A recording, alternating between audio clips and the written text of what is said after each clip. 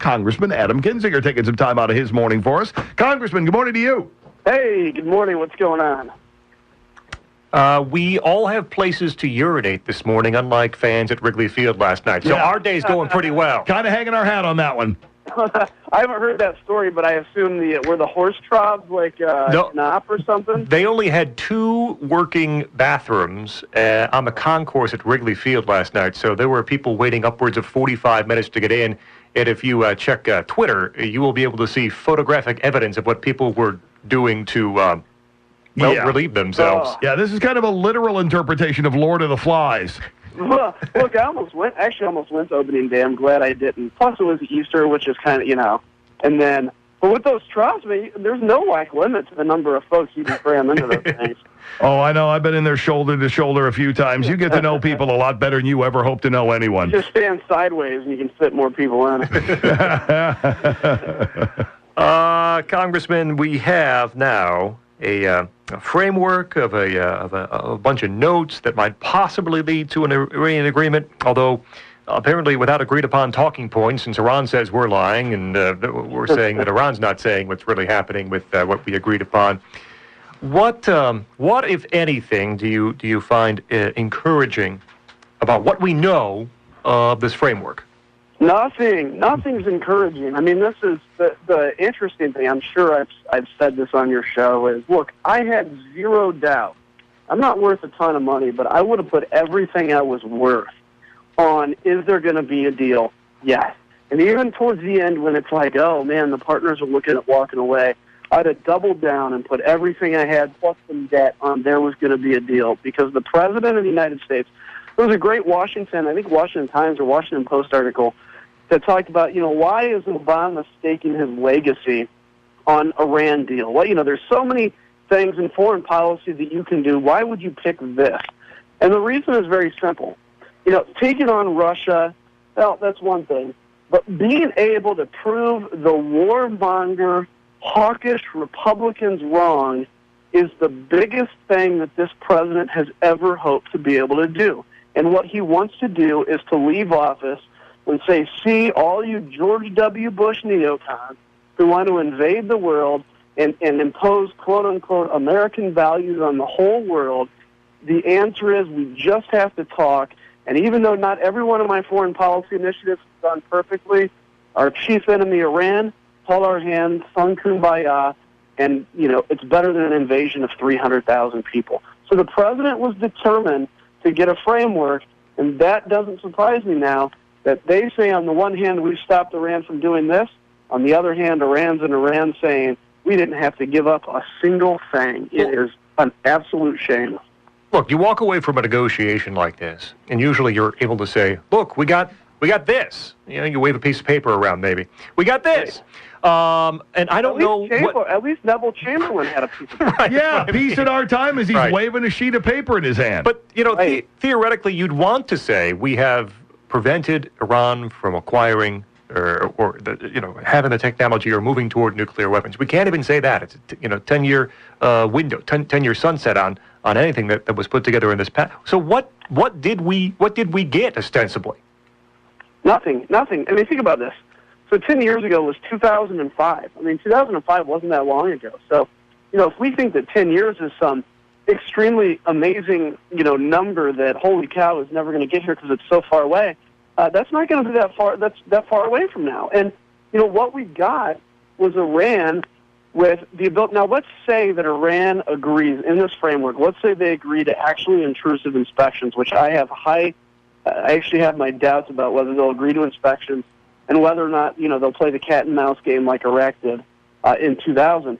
But regardless of, even if they accept the inspections, they have been for 10 or 15 years building the broad nuclear and deep nuclear infrastructure for not just nuclear breakout, but for massive nuclear breakout. So they're allowed to keep their underground reprocessing at the top, their underground enrichment. Now, sure, they're only going to make medical isotopes, but you know how quickly they can switch that back to having an underground bunker that once again is making isotopes for nuclear weapons. They're allowed to keep their Iraq heavy water reactor, which is only for the purpose of making plutonium. Well, they're going to repurpose it, but they can quickly turn it back to making plutonium. And there is nothing in this supposed deal about limiting Iran's ability to have warheads that can carry nuclear missiles to Israel, to the United States, or to Europe. So, look, at the end of the day, this makes zero sense, except that the president wants to make a political point, which is simple. Republicans are eager to go to war. I'm eager for peace.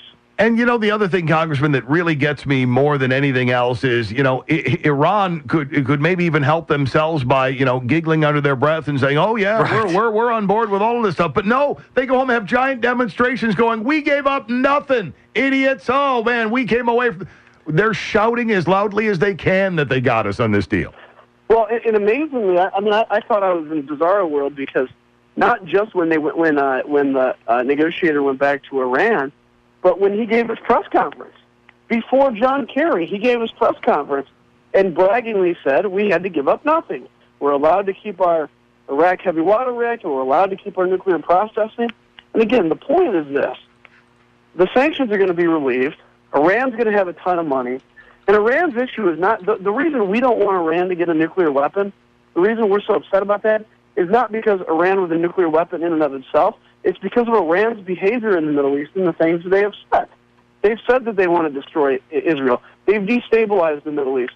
Now with all this money coming into their coffers, they're going to have more money to support the Shia rebels in Yemen. They're going to have more money to support the Shia militias in Iraq that once they defeat ISIS are going to turn their guns against the United States.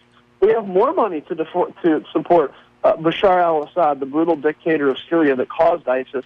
I mean, they're going to have all this riches, and if you think that at the point they decide that they're going to have nuclear breakout, that we're going to be able to rally the Western world to have sanctions again or military action, when now France, the United States, and Germany have all these businesses that have invested in Iran, you're going to have to think again, it will never happen. Congressman Adam Kinzinger with us from the 16th District. It's Riley and Scott on WROK. I was just about to get to that point. We're going to relieve the sanctions virtually immediately if this deal goes through, which means Iran's economy is opened up. They're oil and gas rich. They have the capability, certainly, of being a more robust economy than they have been with these economic sanctions placed upon them. They're state sponsors of terrorism all over the place. So we give them a decade where we open up their economy, allow them to be cash rich, so to speak. They can spend that money either on arming those rebels they wish to arm.